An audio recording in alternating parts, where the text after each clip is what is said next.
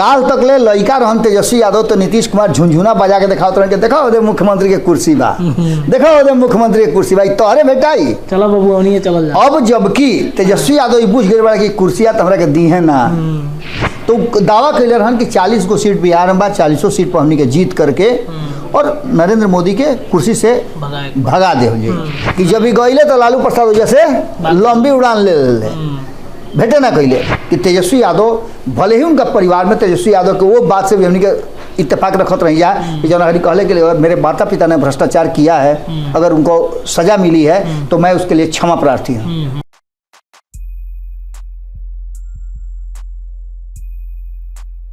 नमस्कार प्रणाम बहुत बहुत स्वागत बा रहा सबके खूटा ठोक पे। देखिए खूटा ठोक पे चर्चा होखेला भोजपुरी में पिछल का चर्चा हमने कहीं जाए एक बार फिर से आगे बनी जा हमने के चर्चा करे बिहार के राजनीति में जौन चीज दिन भर चलल ओकर विश्लेषण हमने के कही जाए।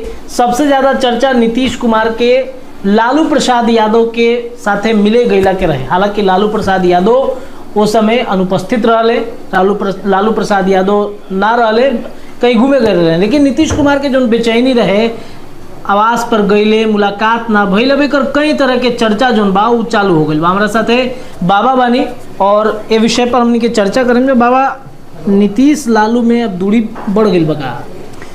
देखो सबसे पहला बात बा कि जब 3 राउंड के बैठक हो गई एगो और बैठक हो गई जना में ई तय कई गई कि हमनी के साथे मिलकर रैली करब जा, ई तय हो गई कि हमनी के केकरा के बैन करब जा।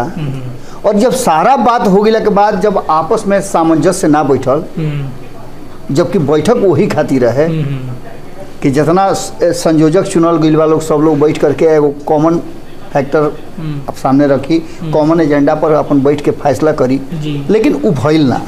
हालांकि एकरा पर ना होला कि जैसे कुछ गंदा मैला हमने मिलेला तो ओकरा के राख से तोप दियाला उसे ही राख से तोपे के कोशिश हो रहा बुढ़े। और एकरा साथ साथ अगर सब कुछ ठीक हुई तो भारतीय जनता पार्टी इतना निश्चिंत और खुश ना रही थी, चूँकि इंडिया गठबंधन जो अगर वोट के आंकड़ा के हिसाब से देखो तो बड़ा मजबूत नजर आ रहा है।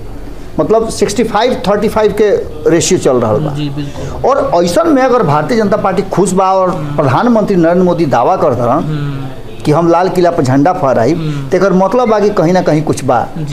अब एकरा के लेकर के अगर बिहार में तू आवत रह तो बिहार में तरफ पता बा कि नीतीश कुमार जब एक पूरा गठबंधन के बनावे खातिर तैयारी शुरू कैले रहन लोग से जा के मिलत रहन तौना घड़ी लालू प्रसाद उनका के छाछ पर चढ़ा दिले रहन।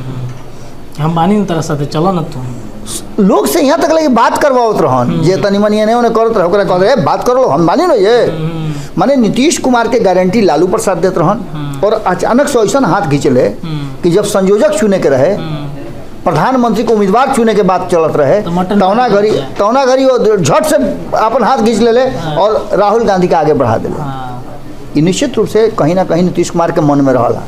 याद करो तो कि महाराष्ट्र के बैठक के बाद लालू प्रसाद और नीतीश कुमार के कोनो बातचीत सुनले रहा है ना, बिल्कुल ना मुलाकात सुन रही है। लेकिन काल ये बात सुने के मिलल कि नीतीश कुमार लालू प्रसाद के आवास पर गई बड़े मतलब राबड़ी देवी के आवास पर गई बड़े जहाँ लालू प्रसाद रहे ले। और ओकर नतीजा का निकलल कि जब ही गईले तो लालू प्रसाद वजह से लंबी उड़ान ले भेटे ना कैले। एक मतलब का कहल जा सकेला ई संयोग ना हुई ई प्रयोग हो और राजनीति में संयोग प्रयोग के रूप में लिया जाला और कहीं ना कहीं यह बात से इनकार ना कल जा सकला। काले हमने खबर के लिए याद हुई तारा कि नीतीश कुमार लालू प्रसाद से परेशान बड़ा तेजस्वी से परेशान नहीं खन। तेजस्वी के साथ तो चलो चाहत रहन कारण कि उनका के तो ले मंचो चुसा के 25 तक ले जिए खींच दिए उनका के। लेकिन लालू प्रसाद की बात समझ में आ गई बा कि नीतीश कुमार कुर्सी दी है उन्हें ना आ 2025 में कोनो जरूरी नहीं के। ये चलते लालू प्रसाद और नीतीश कुमार में दूरी बढ़ रहा बा और ये दूरी बढ़ला के परिणाम आगे का हुई तो समझ में आई। जी बिल्कुल। तो दूसर का जौन बाबा चर्चा ये बात के चलल कि जौन बा ललन कुशवाहा के बोल जौन बा बदल चुकल बा। ललन सिंह नीतीश कुमार खातिर फील्डिंग करते रहे तो बुझाते नहीं कि केने फील्डिंग करते रहे। चर्चा ये चलल रहे कि महागठबंधन के खातिर वो फील्डिंग करते रहे बैटिंग करते रहे। एंड ललन सिंह जो कुशवाहा जन बड़े वो कहते रहे कि मतलब हम तो पहले ही कहते नहीं कि नीतीश कुमार पीएम उम्मीदवार बने, तो ये लोग के बयान के मतलब कुछ समझ में नहीं आवत। देखो दोनों आदमी के बोल बदलल बा, सुर दोनों आदमी के बदलल बा। आज से 9-10 महीना पहले तू याद करो, या फिर 1 साल पहले जब नीतीश कुमार पाला बदलत रहन तौना घड़ी के दोस्ती याद रखी हो, उपेंद्र कुशवाहा में और इनका में दोस्ती कैसन रहे, ललन सिंह में। ललन सिंह उठस भोरे भोरे जाके उपेंद्र कुशवाहा के आवास पर चाय पियत रहन, फोटो वगैरह के साझा करत रहन। दोनों घड़ी हमने कहले रहिया कि दोस्ती कुछ कहती है, माने कुछ ना कुछ ओकरा में बा।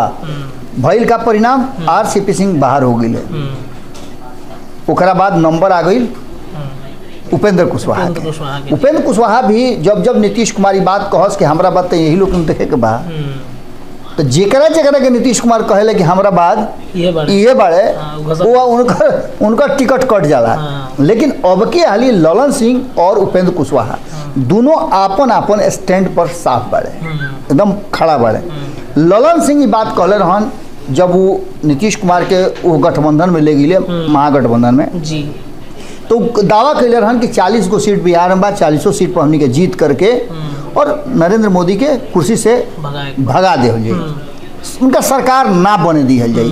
और ये दावा उनका रहे कि 303 सीट बा में 40 को घटा दो, तो 70 से 272 के आंकड़ा पूरा नहीं हो जी। बिल्कुल ये बात के लेकर के जो स्टैंड रहे वो स्टैंड पर क्लियर रहा। लेकिन बीच में नीतीश कुमार के सत्ता सौंपे खातिर जो दबाव बढ़े लागल लालू प्रसाद के और ओकर संगे ललन सिंह चुप्पी साध लेलन, और ललन सिंह भी चाहते रहे कि जितना जल्दी हो सके उजास।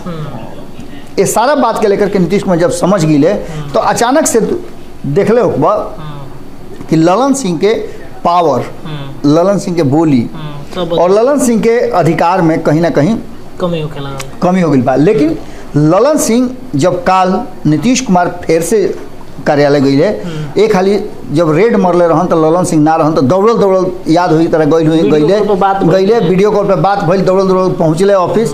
लेकिन तब तक ले नीतीश कुमार निकलत रहन और काल तो ऐसा भइल कि नीतीश कुमार सीधे जदयू कार्यालय पहुँचले और ललन सिंह के ऑफिसे में बैठ के लगले मीटिंग करे। एक मतलब भी एक संकेत भी समझे के पड़ी। हमने के कुछ दिन पहले कहले रही जा, और ये संकेत अगर सही बा तो कुछ दिन पहले हमने के बात कहले रही जा कि ललन सिंह के कुर्सी जाए वाला बड़ुए, और हो सकेला कि वो कुर्सी पर नीतीश कुमार के एक और करीबी बाड़न, कंधा पर रख के सर सुतत रहे बिल्कुल। और लंबा समय से जदयू के जो कमान बा दलित के लगे निके गई, तो संभावना व्यक्त करी जा रहा बा कि दलित के तरफ शिफ्ट हुई। दर्शक समझत हुई एक बात होता है। तो ये चलते कहीं ना कहीं ललन सिंह के बोली बदल गई बा। और लगातार हमला करके अमित शाह पर, प्रधानमंत्री नरेंद्र मोदी पर अपना के जीवित रखे के कोशिश करता है राजनीतिक रूप से।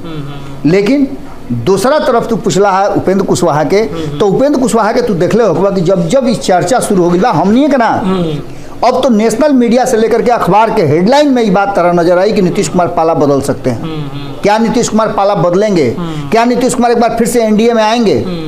ये सारा संभावना पर जब चर्चा शुरू हो गई बा, और उपेंद्र कुशवाहा जब दिल्ली से लौट के आवत रहे, भारतीय जनता पार्टी के कई गो शीर्ष नेता से उनका बातचीत भइल, तस्वीर सामने आई। वो तस्वीर के बाद जब हम उनका से बात करे के कोशिश कैनी है, तो हालांकि ये सब विषय पर तो ना कहले का बातचीत भइल का ना भइल, लेकिन ये जरूर बात कैले है और मीडिया में उनका बयान भी आयल बा कि नीतीश कुमार खातिर उनकर जान हाजिर बा। अगर नीतीश कुमार ये बात बहुत पहले भी कहले रहन कि नीतीश कुमार से उनका राजनीतिक लड़ाई बा, व्यक्तिगत लड़ाई नहीं है। और राजनीतिक लड़ाई में जो फैसला नीतीश कुमार ले वो फैसला के विरुद्ध हो बाड़े, जना के चलते वो अपन एमएलसी के कुर्सी भी त्याग कैले और अलग पार्टी बना ले। ओकरा बाद भी कहले कि हमारे बड़ भाई हवे और उनका जब भी जरूरत हमरा बुझाता कि वैसा ना पड़ी कभी, लेकिन अगर जरूरत पड़ल तो पहला पंक्ति में खून देवे खातिर हम खड़ा रह। ये बात के फिर से रिपीट कैले है। और एक साथ साथ एनडीए में नीतीश कुमार आ जाई हैं तो ओकरा पर भी कहले कि हमरा कोनो आपत्ति नहीं है। बिल्कुल। लेकिन नीतीश कुमार जौन अपन प्रतिष्ठा गंवा देले एने ओने कह के, ओकर भरपाई कैसे हुई? और वह कह सकेला जौन बहुत दुखी होके, द्रविड़ होके, कारण कि उपेंद्र कुशवाहा के द्रविड़ होके के कारण भी बा कि उपेंद्र कुशवाहा अपना पार्टी के जौन की पार्टी काफ़ी स्थापित पार्टी रहे आरएलएसपी, ओकरा के मर्ज कर दिले जब ले जाकर के जदयू में, और वहाँ भी नीतीश कुमार और उनका लॉबी जौन बा उनका के ना रह दियल, तो निश्चित रूप से दुख होके के चाहिए। और वो घड़ी से ये बात कहता रहे कि नीतीश कुमार के कमज़ोर करे के कोशिश हो रहा बा, जदयू के कमज़ोर कोशिश हो रहा बा करे के, और आज भी वो स्टैंड पर कायम बाड़े।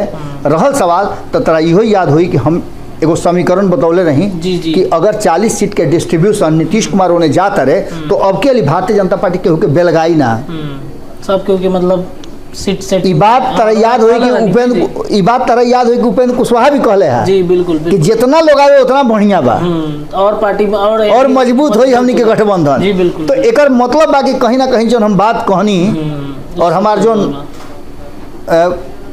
रिसर्च रहे वो रिसर्च जगह पर आकर के टिकल बा। हो सकेला कि नीतीश कुमार अगर पाला बदलता रहे तो ऐसा स्थिति में उपेंद्र कुशवाहा के जो बोल बदलल बा वो एह बात के तरफ इशारा कर रहा बा। उपेंद्र कुशवाहा पहले भी सम्राट चौधरी के जब चयन भइल प्रदेश से कमान दिलस भारतीय जनता पार्टी, तब भी कहल कि हमरा बड़ी खुशी बा कि कुशवाहा समाज के केहू के तो मिलत अधिकार। जी बिल्कुल बिल्कुल। और यह बात के माने बा कि उपेंद्र कुशवाहा के राजनीति, उनकर सोच के तरीका और एक व्यापक तौर पे वो बिहार के देख रहल बा, एमे कोनो दूरा नहीं है, ए से उनकर बोली बदलल बा। अच्छा, एगो तेजस्वी संगे बरियार झोल बाबा हो चुकल बा, काची के झोल तेजस्वी झेलता रहे।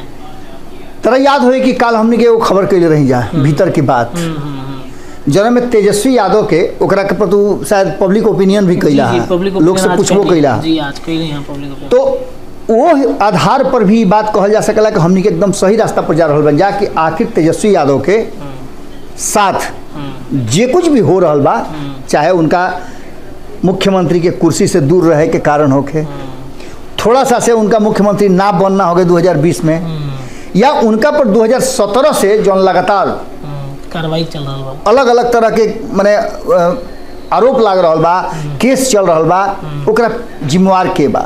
तो कहीं ना कहीं कहे के तो लोग कह रहा बुढ़े कि एकरा में भारतीय जनता पार्टी उनका परेशान करता, लेकिन अभी भी बात कहे में तनिको माने हिचकिचाहट नहीं है। कानूनी रूप से देखल जाओ, कागज के रूप में देखल जाओ तो एकरा में नीतीश कुमार के टीम जना में ललन सिंह और शिवानंद तिवारी रहन, ये सबूत जुटौले।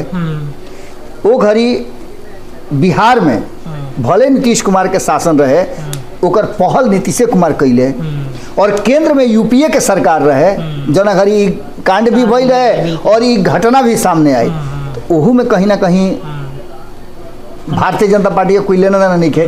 अब जब भारतीय जनता पार्टी पर लाग रहा बा आरोप, तो आरोप तो लागते रह जाए, सत्ता में रह पर आरोप लागेला, लेकिन इस सब के पीछे कहीं ना कहीं भ्रष्टाचार जना के बार बार इंगित कल जा रहा बा, वो लालू प्रसाद के शासनकाल के है, जब वो रेल मंत्री रहन 2004 से 2009 तक, वो घड़ी के है। और वो घड़ी के घटना के लेकर के दूसरा के ऊपर आरोप प्रत्यारोप ना कहल जा सकेला। अगर मान लेते नहीं कि तारा लगे जमीन नहीं खे तो तू जबरदस्ती ईंटा गिरा के मकान बनावे लगबो ना, बिल्कुल ना। निश्चित रूप से तारा जमीन लेवे के पड़ी। तो कहीं ना कहीं आग में होई तभी धुआं उठत रुए, और ये धुआं ओजे से उठत रुए जहां हमनी के इशारा कर रहा बन जा। अब एकरा में हो सके कि अभी भारतीय जनता पार्टी के मौका मिल गई तो तारा के और तन दबावे, हो सकेला कि तार जांच और तेज कर देवे, हो सकेला कि कहे कि ना भाई जल्दी लोग जेल में डालो। लेकिन जोन करम बा, ई जोन भ्रष्टाचार बा, ई भइल बा तबे तो जांच होता, लगातार पूछताछ हो रहल बड़ुए। तो कहीं ना कहीं एकरा में धुआं उठ रहा बा, तो आग जरूर हुई। और यही चलते तेजस्वी यादव के फैसला तो होइए जाए। बिल्कुल, तेजस्वी यादव के राजनीति के शुरुआत तेजस्वी तो बड़ा तेजी से उभर रहा है। ये 5 साल में हम भारत लाइव पहला ऐसा चैनल बा जो तेजस्वी यादव के ग्रोथ देख करके बड़ी खुश रहे कि तेजस्वी यादव, भले ही उनका परिवार में तेजस्वी यादव के वो बात से भी हमने के इत्तेफाक रखत रही है कि जनहरी कहले के लिए मेरे माता पिता ने भ्रष्टाचार किया है, अगर उनको सजा मिली है तो मैं उसके लिए क्षमा प्रार्थी हूँ। बिल्कुल बिल्कुल, कई बार सारा चीज जो आगे बढ़ करके कमान ले वो बात के हम कहीं ना कहीं उनका के बधाई दी ले बात के, लेकिन उनका संग घात और धोखा उनकर अपने लोग कैले बा, एमे कोनो दूरा नहीं है। चलिए बाबा आगे बढ़ल जाओ। सीट शेयरिंग पर जो मामला बा लगातार बात के चर्चा जो बा हो रहा बा कि सीट शेयरिंग में डब्बा गोल हो चुकल बा। हालांकि तेजस्वी यादव तो कहत रहे कि कोनो दिक्कत नहीं है, सब फिट बा, लेकिन जदयू बार बार ये बात के कहता कि ना भाई सीट शेयरिंग तो भइल ही नहीं है, सब चर्चा नहीं के चलत। बूढ़ा लड़का एक लेखा हो जाला, जिद बूढ़ो करेला आ जिद लड़को करेला, तो दोनों के मनावल जाला। काल तक ले लड़का रहन तेजस्वी यादव तो नीतीश कुमार झुनझुना बजा के दिखाओ तुरंत देखो ओदे मुख्यमंत्री के कुर्सी बा, देखो ओदे मुख्यमंत्री के कुर्सी बा, तोहरे बेटाई चलो बाबू ओनिए चलल जा। अब जबकि तेजस्वी यादव ई बुझ गए बड़ा कि कुर्सिया तो हमरा के दी है ना, खाली झुनझुना होता रहे। तो अब तेजस्वी यादव कहता रहे कि भाई जब तक ले चले सरकार तब तक ले चलावल जाओ, और नीतीश कुमार के बात कहल जाओ कि सीट शेयरिंग में कोनो झमेला नहीं के। जबकि तू जान रहल बड़ा खूब बढ़िया से कि 40 गो सीट बा, एकरा में नीतीश कुमार 10 गो पर मनी है कि 5 गो पर मनी है। नीतीश कुमार जब 16 गो जीतल बाड़े तो क गो पर मनी है। तेजस्वी यादव 2019 में 19 सीट पर लड़ रहा, वो क गो पर मनी है, 4 गो 5 गो पर। सीताराम येचुरी आ करके आज पटना में अपन रेकी कर रहल बान, समय बिता रहल बान, वो क गो पर मनी है। भट्टाचार्य आ करके जब मीटिंग पर मीटिंग कर रहल बड़े पहले ही वो लोग कह दिले बा कि भाई 6 गो सीट चाहिए, तब ऐसा स्थिति में तारा ई बुझाता कि 40 सीट के तिलस में जरा के हिंच के रबड़ लेखा लमरई है लोग का। सीट शेयरिंग के समझौता अगर होखई के रही इतना आसान रही तो जन बैठक भइल वो बैठक में ही ना हो जाए, जबकि नीतीश कुमार चिचिया कहत रहन कि सीट शेयरिंग जल्दी कर लो, भइल तो ना नया नया सगुफा छोड़ दिया गई कि चर्चा दूसरे तरफ घूम जाओ और नीतीश कुमार के कुछ दिन और घींच के ले जाई जाओ। अब ऐसा स्थिति में ये बात समझ लो कि नीतीश कुमार अगर एक गठबंधन में रहता रहे तो ये गारंटी बा कि 16 सीट तो उनका मिली ना, और ऐसा स्थिति में उनका पार्टी में विद्रोह भी हो सकेला। ऐसा स्थिति में नीतीश कुमार अपना खातिर कोई अलग रास्ता चुनी है, और ओकरा में भी यह बात की गारंटी नहीं है कि राष्ट्रीय जनता दल के लोग जो कोर वोटर बड़े नीतीश कुमार के वोट करस, कारण कि उनका भीतर एगो खीस बा कि तेजस्वी यादव के मुख्यमंत्री ना बनाओ 2020 में ये गड़बड़। और दूसर का तरफ जौन ओबीसी और ईबीसी के लोग बा जाति बाड़ी, उ गैर यादव जौन जाति बाड़े वो नीतीश कुमार पर आरोप लगा रहा बड़े कि इनके चलते हमनी के फिर से लालू प्रसाद के माने संरक्षण में और लालू प्रसाद के माने अथी में रहे के पड़ल, और अपराध फिर से बढ़ल, दबंगई बढ़ल, ये सब के लेकर के भी माने डर बा। तो ऐसा स्थिति में निश्चित रूप से सीट शेयरिंग के जो झमेला बा डब्बा गोल होके वाला एमे कोनो दूरा नहीं है। चलिए तो खूटा ठोक पे ये बात के चर्चा हो गई कि बिहार के राजनीति में बीतल जो दिन रहे वो दिन में जो चर्चा चलल बा वो कितना हद तक सही बा कितना गलत बा। बाबा के साथ ऐसे ही खूटा ठोक पर बिहार के राजनीति और देश के जो चर्चा बा बिहार के साथे साथे देश में जो घटनाक्रम चल रहा बा राजनीति के ऊपर चर्चा होत रही। फिलहाल ये वीडियो में दे दी हमने की इजाज़त, अगला वीडियो पर जरूर मिलम जा। अपनी राय कमेंट में जरूर रखा। बहुत बहुत धन्यवाद।